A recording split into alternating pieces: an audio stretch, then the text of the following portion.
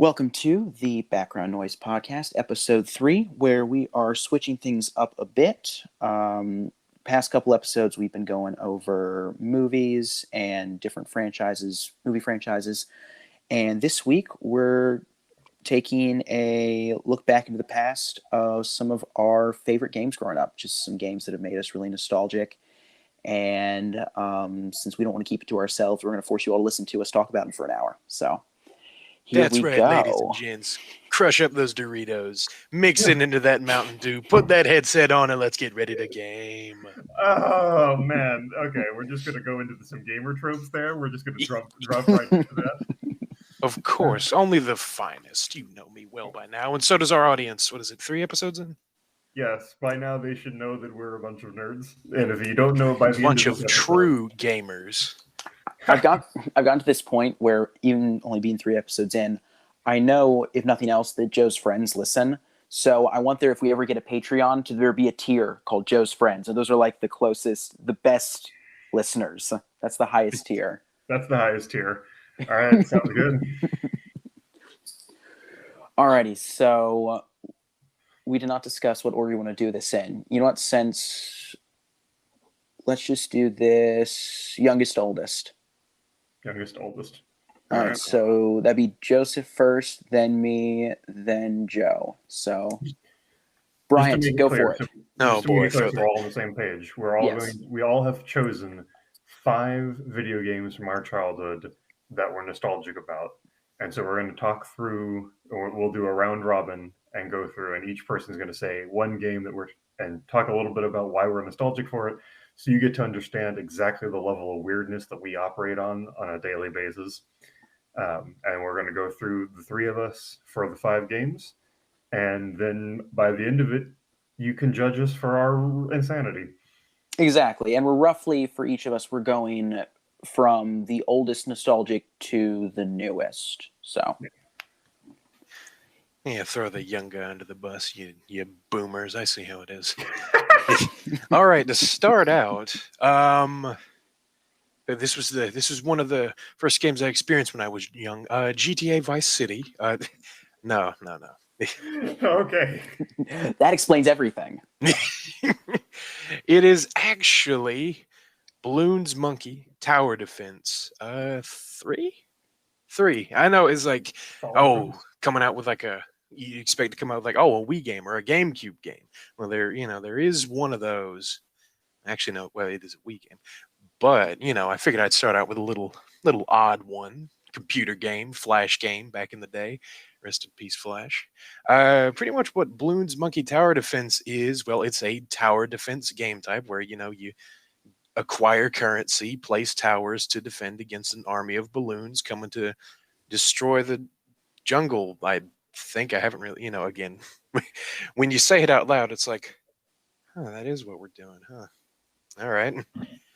But yeah, I just remember, I think it was like 4th grade. We had a computer lab class, and it's not like we didn't do anything in there, but in downtime, it was like, okay, let's hop on coolmathgames.com. Shout out to all those who know. Yep, Joe knows, Jack knows, everybody should know. And if you don't, I think they're actually brought a bunch of their like Flash games back even after like Flash ended. They converted them, but it's like, yeah, you hop on there, you play a bunch of different things. Well, I loved Bloons Monkey Tower Defense. So that's just like, that is a big nostalgia trip for like elementary and middle school, and even high school, really.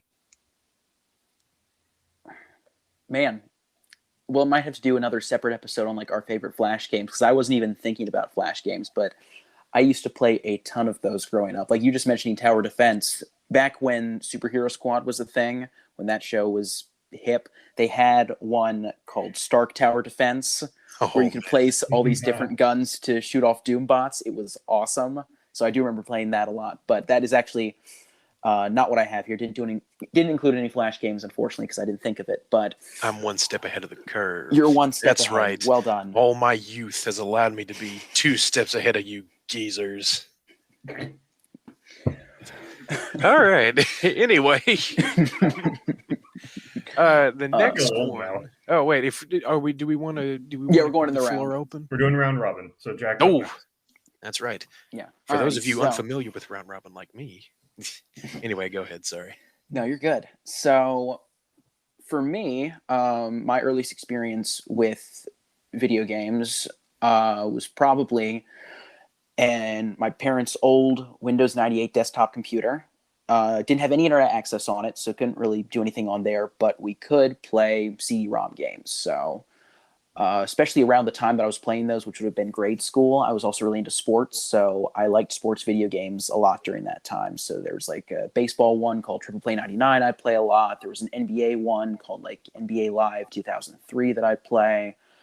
I think I had Jedi Dark Forces 2 at one point on there. Just, all these fun CD-ROM games. But the one that I definitely remember the most would have been Backyard Baseball 2001. It was different than any other sport game because half of the characters were all made up, and they all, like, some were better than the major league players they had in the game, some were not. It was so funny, the different quirky characters you had. They all looked so crazy. You had one character who was in a wheelchair playing. You had one person who had their headphones on the entire time. Just the different character designs were fantastic. It was just such a fun game to play. And it was especially fun that the original game I don't think had this, but in 2001, which was the one that I played all the time, they introduced Major League Baseball players, but younger versions of themselves. So they made like kid versions of all the popular Major League Baseball players during that year. So that was really fun. So played hours of that. And that's, I played that so much, and that's still one of my favorite games. I actually recently, probably around a year ago, they had it for free online, so I picked it up again and played through. It still holds up so well. It is so fun. That's great. Nice. It's always nice when the old nostalgic games hold up, even like after all that time, when you're like, I remember this being so good as a kid. And then you play it again as an adult, and you're like, wow, I didn't even appreciate this enough when I was a kid, and now as an adult, I can appreciate it so much more. Exactly. I do agree that we need to do a whole episode about Flash games, because those of us who went to public school, we lived on cool math games whenever we had computer days. Live, breathe, bleed. But and Bloons Tower Defense is an excellent game. But I'm in the same boat as Jack, where my oldest nostalgia for games are the CD-ROM games. I had a bunch of educational games. I think they were like Reader Rabbit or something like that. It was like the first set, and then there's a bunch of other ones. But once I graduated from educational games to actually playing real games that were actually just fun, Don't you diss Reader Rabbit. No. I'm not saying they're bad. I'm saying, like, when I wasn't playing games for the purpose of education, when I was just playing games because they were fun, the first best game that I played, which I think still holds up today, is the original Zoo Tycoon. I cannot tell you how much I loved playing. I love animals. Loved animals as a kid. There's a time when I wanted to be a zookeeper or some kind of like zoological studies thing. Like, I wanted to be the kind of people who went out and studied animals in the wild. I love Zoo Tycoon. I didn't play it correctly as a child. Like, I tried. There's a campaign mode where like you're given challenges of like build a zoo with these animals. And you have to earn this much money by a certain time and have to have a rating of this for your zoo. And like, I kind of played those, but I was 9 years old. I didn't understand the challenges or care about them. No, the best part is when you build a giant zoo and you get the dinosaur expansion pack, and then you build this giant fence, enclosed-in fence, and you just put all of the dinosaurs in it, and you let them all hatch, and then you just have all the dinosaurs fight each other. Yeah, the other best thing to do is there's a mechanic in the game where you can pick up guests and just put them wherever you want to in the zoo. I don't know why they put that.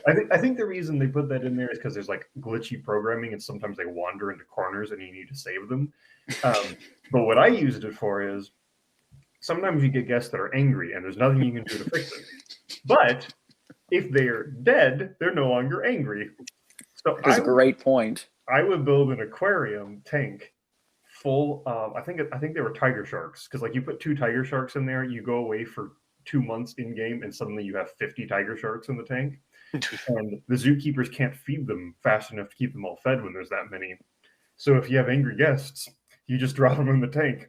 You take care of two problems at the same time. Don't ask what's in the sausage. Don't ask what's in Spoken like a real tycoon. Yes. Honestly. Yeah, I mean, you just sacrifice the people and it all works out. Gee, Joe, what'd you do when you were a kid? I became a mafia boss. I became Don Penrod. I fed pixelated guests in Zoo Tycoon to pixelated tiger sharks. And I played the game fairly recently. I had a laptop that I used for college that had a CD-ROM drive on it, and I played that again, and it actually holds up. And the challenges are actually pretty good, pretty well done, which I didn't appreciate as a kid.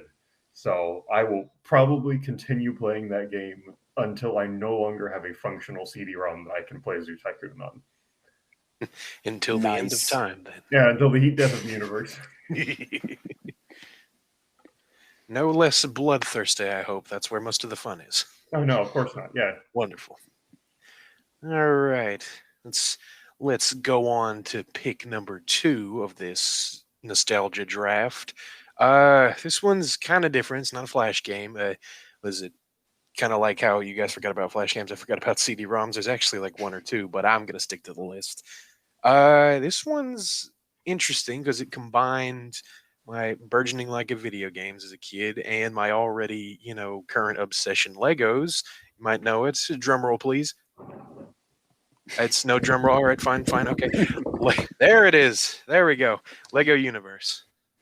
Okay. Oh, yeah. Well, Lego Universe was like think of it as like World of Warcraft for kids. No, yeah, really. It was an MMORPG with you can make your little Lego minifigure and go on adventures to beat the big evil like purple space alien thing. And it was, have you guys never heard of this? I know, I remember when it came out, I just never played it. It looked really cool. I just never got around to doing it. Very cool. I remember so many of the Lego games. I don't remember that one specifically. To be fair, it didn't last too long. It was like 3 years. It was pretty short-lived, but it was a lot of fun. I could be wrong, but I think that was one of those games where it required your email address. And I was at one of those ages where I could play the Flash games, but did not have an email address yet. So I wasn't allowed to, unless my parents said I could use their junk email address as the email address for the account. Give me one of the dummy accounts. I think that was the first one. It was like, oh, get your parents' permission. It's like, I don't need my parents' permission. I'm cool. But it's like, oh, email address, huh?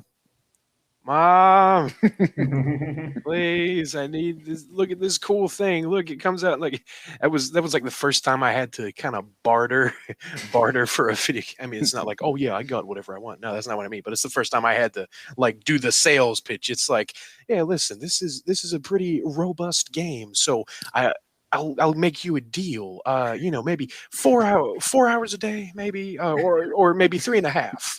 Just Yeah.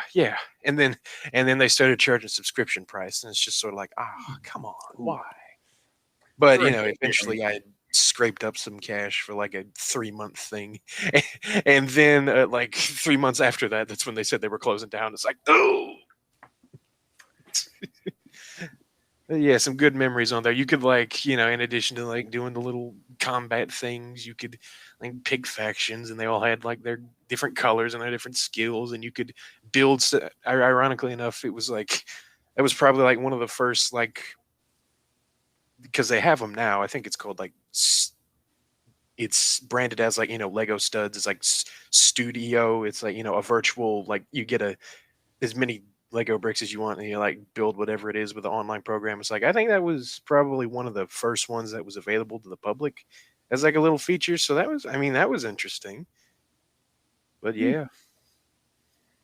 Cool. Yeah, I remember when that came out. I just never got around to playing it. So it's cool that it actually was. It's cool to actually hear someone talk. There about are it. Literally dozens of us. It's a legitimate condition that afflicts dozens of real people. Exactly. It is not a joke.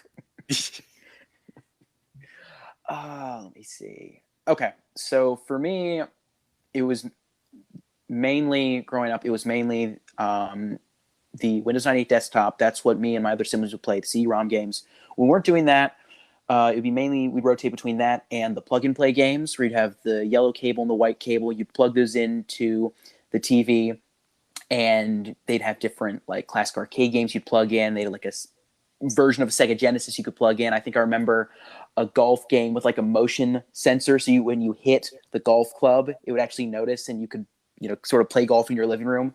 So a lot of those fun games like that. But the first real game system we ever had, I remember very clearly. I want to say it was 2008. Our grandfather used to stay with us every year around Christmas time, and he ended up buying us a Wii. It came with Wii Sports, and it also came with Mario Kart. So got both of those on the same day. So I almost find Wii Sports and Mario Kart very synonymous with each other, because we played both of those pretty equally, because they're the only games we had for the longest time. But I remember loving those. I remember once or twice hitting a sibling with a controller because we didn't have the strap on, so that was fun. But yeah, those were just at the time, I just remember it being so cool because there was nothing else like it. The Wii, I'm sure we all remember playing the Wii for the first time, but it was just such a fun experience. I still love Wii Tennis, Wii Baseball, bowling was great. Really, all the Wii sports were fun. Boxing, of course. Golf was sort of hit or miss, but like golf. 3 out of 10 joke. Boo. I mean, compared to the others, kind of below par or above par. I don't know which one's supposed to be. Wait, did I make a pun? I didn't even notice. To be fair, you can't actually miss in that game, but forget it. You know what you did, even if you didn't. And Joe, you know what you did too. I make no apologies for my jokes. And then again, yeah, of course, just Mario Kart, Wii's just amazing, classic. And Waluigi and Yoshi were my go-tos. So loved that. Wow. And there were only like one type of other Wii game that I played just as much, and that'll be my next game. So on to you, Joe. All right. So after I went out of my CD-ROM phase, instead of getting a Wii, well, I got a Game Boy, and then after that, I got a DS. And we're skipping over what is actually the most important game, because that it's part of a series, and that series will probably get its own episode. But I will go to the second most important game in that franchise, the franchise being Pokemon. And so the second set of games that I played in the Pokemon franchise were the Gen 4 games. That's Diamond, Pearl, Platinum, for those of you who know your Pokemon. And you practically spoke Spanish just then. Well, and then you start off with Chimchar or Piplup or I can't remember what's the last one. Yeah, guys, call me when he's done. I'm gonna go. Anyway, but the thing that I remember most about those games, like the thing that was really that made those games stick out in my head, is one of my friends, one of the people I was friends with at the time, who actually should be one of the people who listens to this podcast. So we'll see if he actually pays attention. We would go over to his house, and we would take the Action Replay, which is a cheating device. You plug that into your DS and then plug the game into that, and you could use cheat codes to hack things into the game. And so we would hack all kinds of just broken, super strong. We'll hack all the legendary Pokemon, hack in abilities that they couldn't have with moves that they couldn't have, and we just have ridiculous battles with these completely illegitimate Pokemon. If you showed up to a tournament with this, they would just laugh at you and then escort you out of the building, because they how obviously busted these things were. But it was so much fun. Obviously we play through the story, and we swap stories about catching Pokemon and on challenges there. But the thing that I remember most was taking the Action Replay and just shredding the software because of how much we tampered with it, putting in all these cheat codes. There was a point where I completely destroyed the game so badly that I got my character stuck in the void. I cheated to get into a space, and then I didn't realize it when I booted up the game again without the Action Replay in. And so I was just stuck in the void, and I ended up having to reset the game. And that was Reggie punishing you for your hubris. That was the Nintendo Pokegods punishing me for my hubris and for my disrespect for the proper way to Naughty play. hackers get sent to the void. Yeah. You're going to the Shadow Realm, Jimbo. No, no. You know.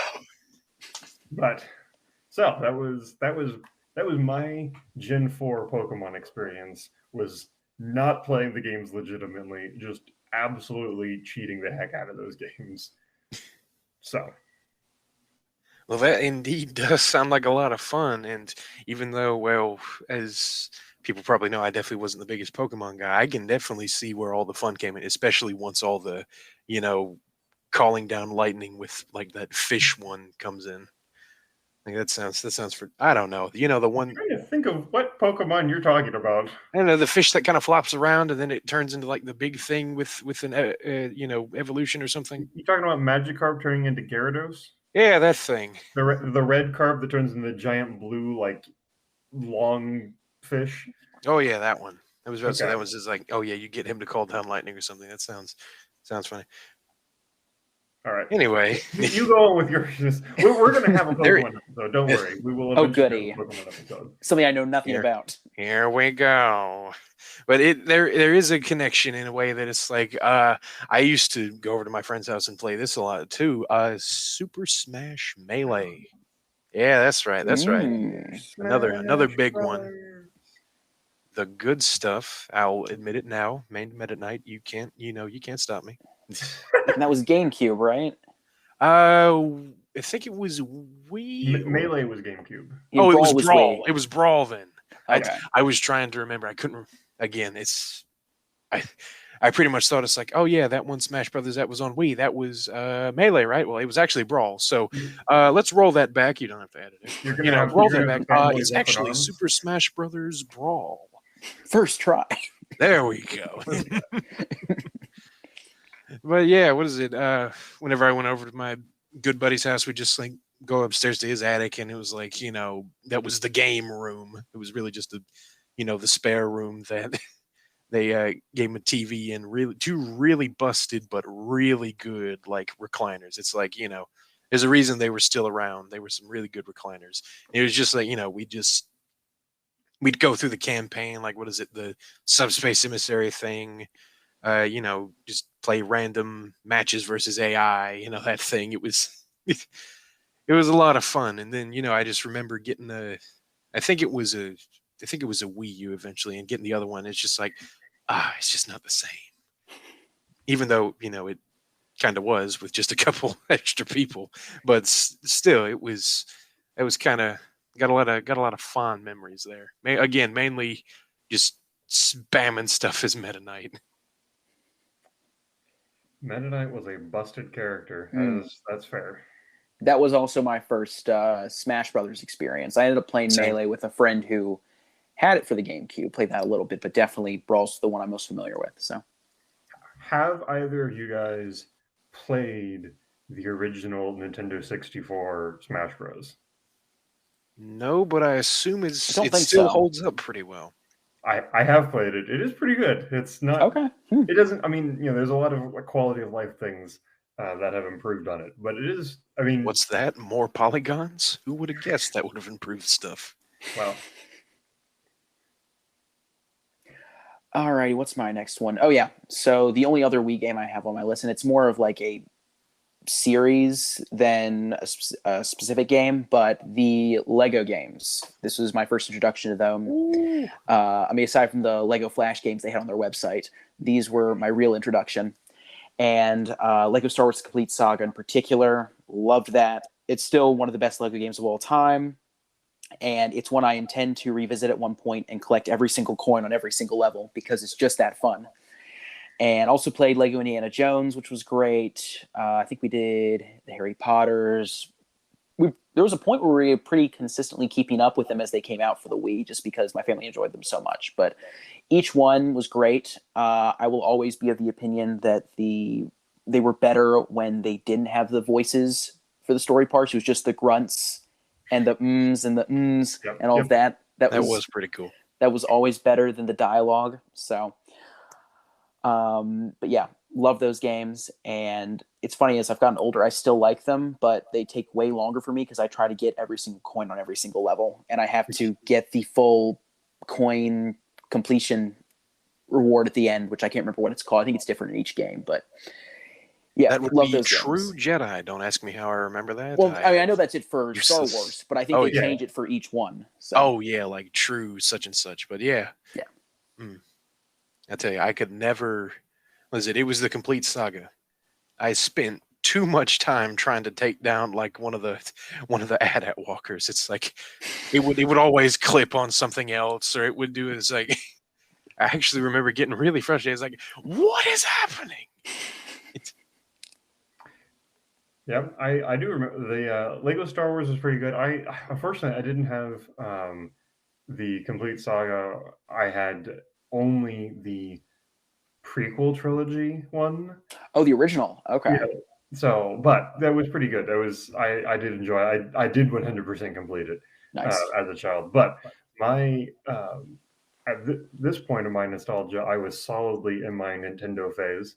So I'm gonna move on. We're gonna go to two these games. I'm gonna take them as two because they kind of fit together, and they're underrated representatives of an excellent series, and that is Legend of Zelda Phantom Hourglass and Legend of Zelda Spirit Tracks, which typically if we ever see online lists, they're usually ranked fairly low, which is understandable. I know, like, now as an adult, having played better Zelda games, I understand why they're like, oh, these are kind of childish, these are silly ones. But as a person, as a youth who was exactly in the target audience for those games when they came out, I love those. Those might be the only two Zelda games that I 100% completed. Like, got every single unlockable that you can find in them. In Spirit Tracks, like, I unlocked every single piece of like railway that you can find. I got every single train upgrade that you can get. 100% completed those games, which was more of a testament to the fact that I didn't have a lot of other games to play. So I was just like, I'm going to keep going back to Spirit Tracks and going back and making sure I got every single thing done. Also, I like trains. No, he did the thing.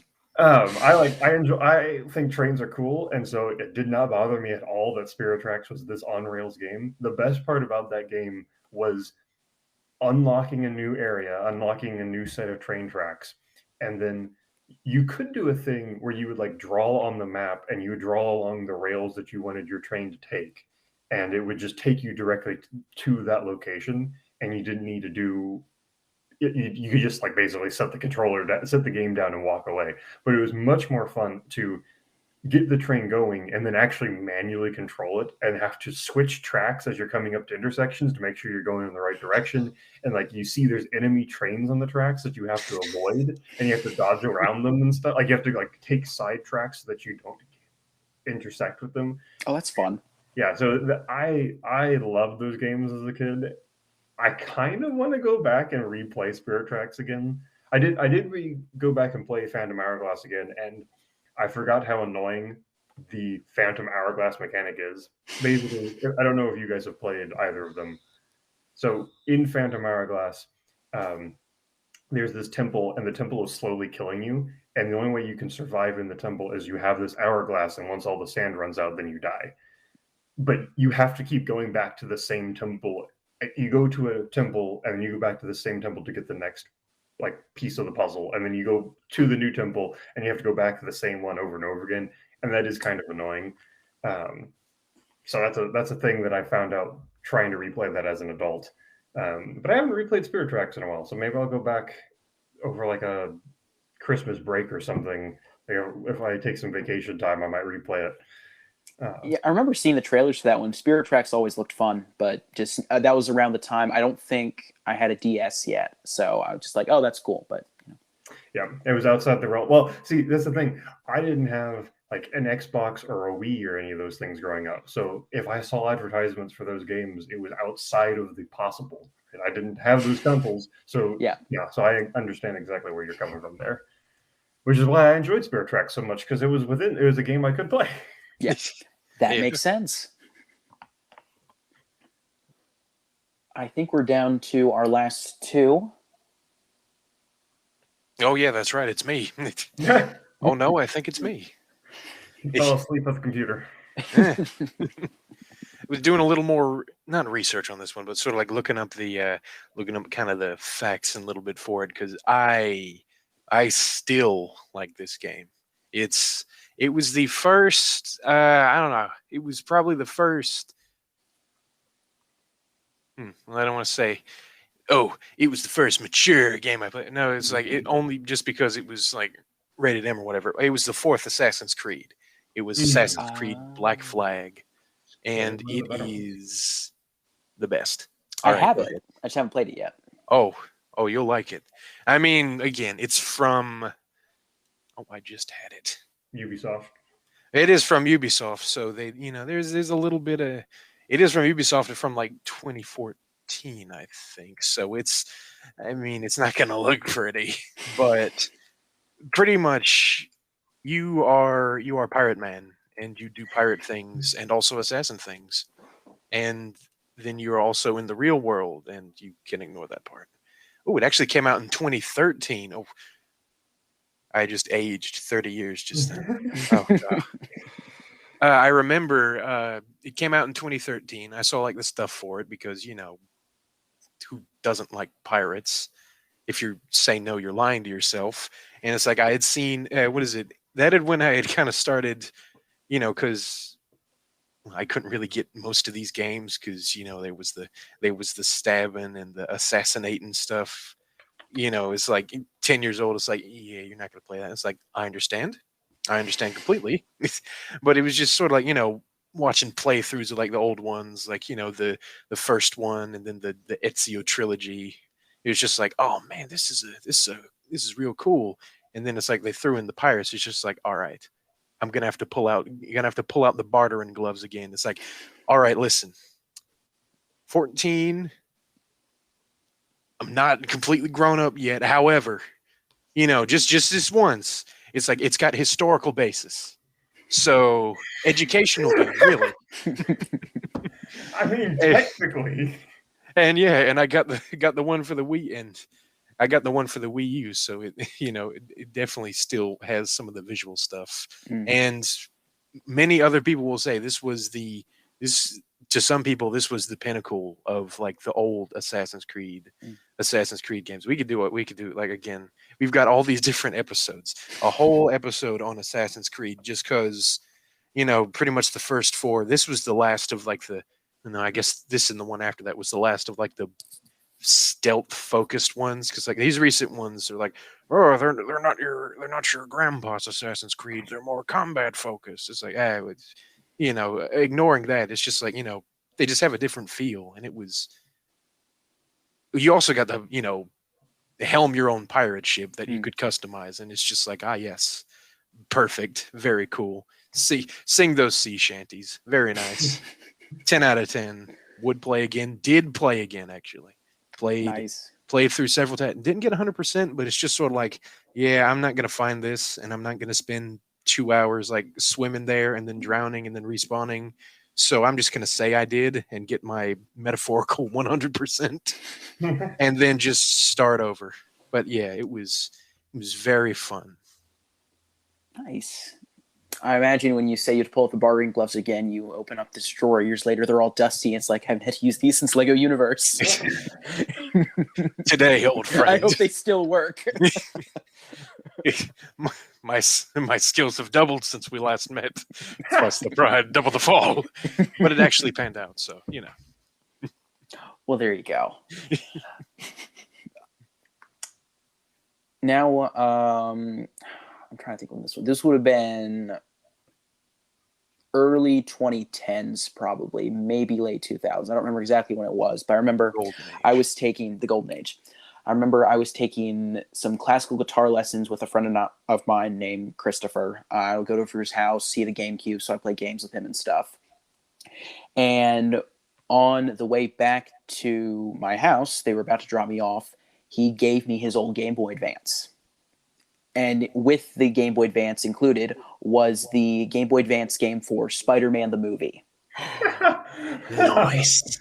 Very nice. Was so fun. Especially, this was the first game system I ever owned as like my own personal game system. And it was just a fantastic side scroller, very well done. You could shoot webs, you could swing, you could punch bad guys. What's not to like? You were Spider-Man. It was a very well done game.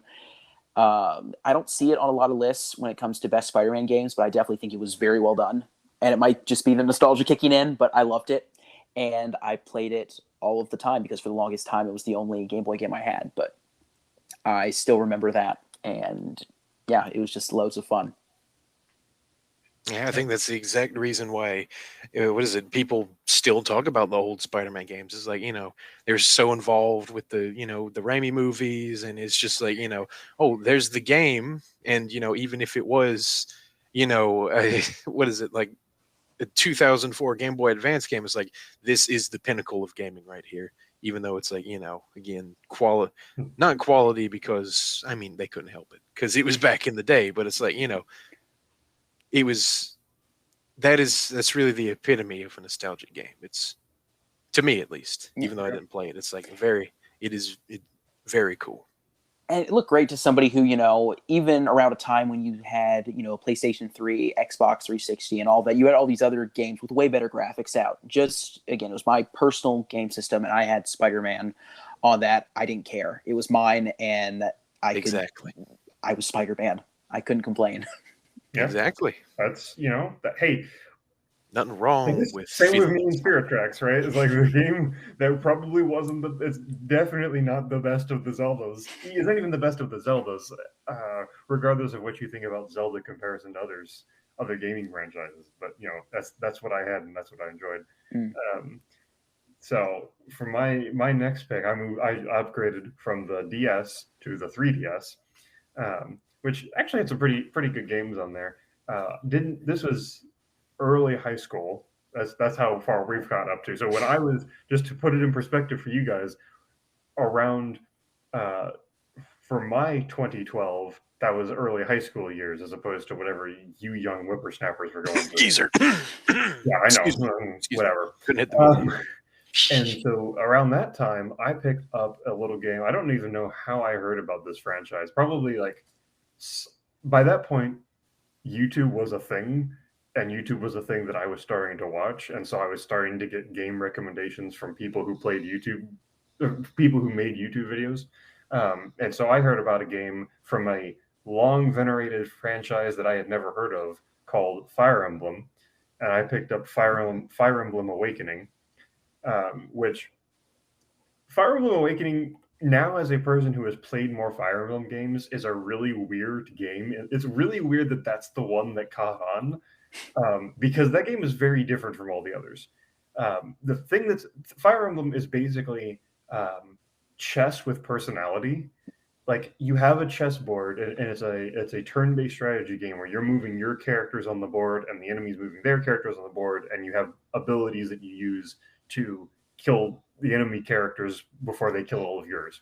Except Fire Emblem has permadeath. So if you go into a battle and one of your characters dies, they are dead. Like, congratulations, you got someone killed because you made bad decisions, and now they're dead. Fire Emblem Awakening added an interesting twist, which is they basically added a Japanese dating simulator. And I'm not. No, Joe. It's ridiculous. No. Okay, not between you, the player, and the characters. Between the characters on the board.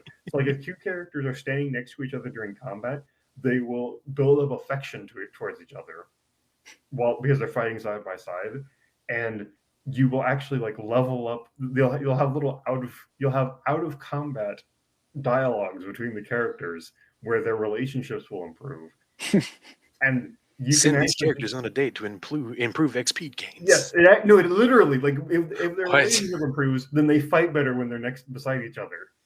Like, it's called true love. Come on. Yes, and you can also get to the point where you get your characters to marry, because they have and then you let one of them die. Yes. But here's the most ridiculous thing. In the Fire Emblem Awakening game's story, there is a thing where, like, the reason that they have to fight monsters is because stuff is coming from the future into the past to try to destroy them. And so, because monsters are coming from the future into the past, their kids are also coming from the future. Oh no! Of course. So when you have two characters that team up, they get married, and they have a kid, and then you can go and find the kid who has come like after they get married. The kid appears on the map, and you can go and recruit them. But this is the thing. Japan is so weird. Japan is so weird, you guys, because the two like one of the parents determines who the kid is. The other parent is used to determine the special abilities and stats of the kid. So you can completely ignore relationships and you can just intentionally pair characters up so that you can get the best stats on the kid combatants and then send the child combatants to war to fight. Oh, no. Was this when Japan's birth rates were declining? Were they trying to subliminally message people? What is this? It was 2012, so you know there's a lot of weird stuff that came out in Japan. Wow, we're experimenting. But send this child soldier into battle. Like, not the dating simulator portion of the game so much, but I genuinely enjoyed the strategy part of this. I love strategy games. I like you guys know I like strategy games. I've been trying to teach other Joe how to play chess. With some degrees of success, but I lost slower than I would have thought. How do you? Even though this game has permadeath, I did manage to complete a run on regular difficulty without letting a single character die, which was a challenge. Was a good ending. Actually, a legitimate challenge. So, pretty proud of that. Please tell me, among fans, this game is called Fire Emblem Family Affair. Please tell me that's what it's called. It is now. I'm going to Wikipedia right now and editing. Fire Emblem Family Affair. Come on. There actually is a game called Fire Emblem Fates, so that would work better because it has the F in there. It has Fire Emblem Fates and Awakening Family Affair.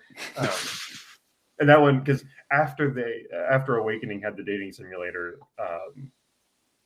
all of the new Fire Emblem games after that had something akin to that because apparently they thought that was the selling point. That was what they needed to have. So that was my high school years. Well, that does sound interesting.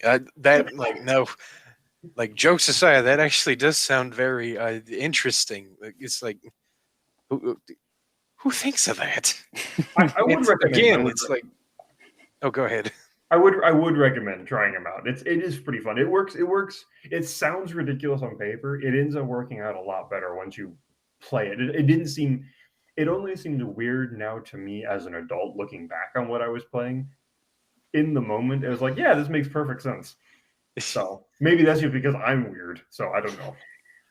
No, again, I feel like that is again like the nostalgia. It's not bad, but this is odd. But at the time, it's like, oh, okay. That's what nostalgia does. It's like I wouldn't fall to those things. Anyway, my next entry is Skylanders. Oh, my brothers would get a kick out of that. That was their game for so long. Oh yeah, this was kind of the last of the, and well, I'm not saying last of the kid games, but it's like, finishing out middle school. I think the first one came out in 2012. I can't remember, but yeah, that was the whole trend. That now that I look at it, it's like, wow, no wonder they kept this thing going for years. This thing made bank. It suckered a bunch of kids into getting toys to put on for a video game, and I was one of them. Yep. But still, it was a lot of fun because it started the trend of like, what is it? Toys. They called it Toys to Life, and they had like the not brand name, but the copyright symbol on it too. They were so confident in this concept, and it's like, it makes sense, but they're not around anymore. But automatically when I think of childhood, I think, oh man, I still got some of those guys lying around somewhere. Well, I actually have a lot of them lying around somewhere. Legos and those things were what I spent my money on. And well, at the time I didn't really spend my money because it was sort of like, I got to save this for something important. I might have to use this for something like actually important. And then it's just like, oh, such and such is at Walmart. We're going down there right now. What do you mean it's 9 o'clock? No, we're going now. Someone else is going to get him. I completely hopped on that trend. It almost broke my bank, but it was a lot of fun. What is it? You guys probably know it better than I do, but it had Spyro the purple dragon in it. It's like the old. When I say old, I guess he was from the 90s, but it's like that mascot from like the era of, I guess, weird, quirky platformers, and then they just threw a bunch of other like original characters in there. My favorite one was the robot dragon. He was called Drobot. Nice. That's really all. It's just sort of like when I was thinking of stuff, it's like, oh man, that brings me back. It brings me back to good times, and it brings me back to bad times in terms of, again, completely breaking me financially. I'll never financially recover from this, I thought. Nice. And then, of course, Lego jumped in on that when they made Lego Dimensions like a year or two later. So there was so many clones. There was Lego hopped in, Disney hopped in before. Wait, no, there was the Disney thing. Disney Infinity. That's right. Yep, Disney hopped in. Those were the big ones, and then there was a bunch of smaller ones. Nintendo hopped in with their amiibos for that's the right. fourth, which is still a thing that is happening, right? Like amiibos are still a thing that they come out with. Ironic, Nintendo of all people survived the dying of that trend. Right. I don't know if they survived or they're just in denial that it will ever die. Oh, here's the thing about Nintendo fanboys: you could put a slice of cheese with a picture of like Mario's face on it, and Nintendo fanboys will buy it up in droves. That's fair. The limited Mario mozzarella. Exactly. Like, of course. It would happen. Speaking of Mario and Nintendo, my last game is also a Nintendo game from the WarioWare series for Game Boy Advance. I can't remember if it was the same year I got the Game Boy Advance or a year later, but they had WarioWare Twisted, which was the funkiest Game Boy Advance cartridge I have ever seen and probably will ever see, because it was the regular rectangle shape, but then it kind of curved up and back because it needed all these extra electronics. It had a built-in gyroscope because the entire thing was motion controlled from the Game Boy. So you plugged in the cartridge, and for all the different mini games included on there, you had to twist, and occasionally you have to press A, but it was very much, motion controlled, and played that all the time. It was very fun, very entertaining. Like tons and tons of different mini games, and I still have the little themes for the mini games stuck in my head now and again. They haunt my dreams now and again, but that was probably the last time I really remember playing a game. After that, I played the DS a little bit. In high school, I barely played video games at all, and it wasn't until around 18 or 19 when a buddy of mine mentioned doing a Halo night that I bought an Xbox and got more into gaming than I've ever been into gaming. So nice. So there you go. Yeah. I played Fire Emblem Awakening in high school, but high school was when I was doing marching band, which meant that half of the year I didn't have time to play games, and the other half of the year, sometimes I had time to play games. So there wasn't a whole lot of other notable events in there. So we've skipped ahead. It's kind of weird. It's weird to me that I'm old enough now that I can have nostalgia for a game that I played in college, because it's weird to me that I'm old enough to have nostalgia for college. But that's you young whippersnappers will understand once you finally get there. One of these days. But the last game on my list, I don't even know if it's really nostalgia because I'm kind of still in this phase of gaming. But this is the game that brought me into it. And it's also ironic because this is a game that at the time when I started playing it, people thought this game was old. And you're going to think it's hilarious when I say the name, because the name of the game is The Elder Scrolls V Skyrim. Oh, nice. Which I didn't. It is still old. Stop it, Todd. Stop trying to sell me it again. Yeah, right. Well, yeah, I didn't start playing it until college. But I was exposed to, a friend of mine told me about it. He said I should start playing it. And that started my recent trend of enjoying action RPGs, and that's pretty much where I'm at now as a gamer. Enjoying Skyrim is the first, and then we moved into like Dark Souls and other related games. But that's where that started. So, and yes, it is hilarious that Skyrim is now a game. It's like 10 years old, I think, and still running strong. And still, we're coming out with new versions of it. Every console generation since it's come out has had at least Yep. 2 different copies of it.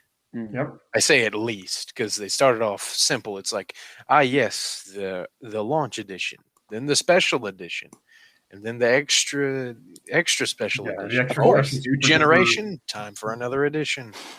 Yep. Well, yeah, I would say that counts as nostalgic. It's again, like you said, college. That's plenty. That's plenty of time away in the different period of your life. I'd say that counts. All right. Yeah. Well, that was fun. I think we're going to put it out there, aren't we? Because the recording equipment is about to die. I think we should wrap it up. So the recording equipment's about to die. I think we're going to do Venom next week. So hope you all will. Listen in on that when we do that and the sequel. And yeah, thanks so much for listening. If you're listening, we appreciate you. And if not, get on with your life. No, you're fine. You didn't miss anything. So, yep, time to change the channel. All right. Anyway, bye. Bye. Goodbye.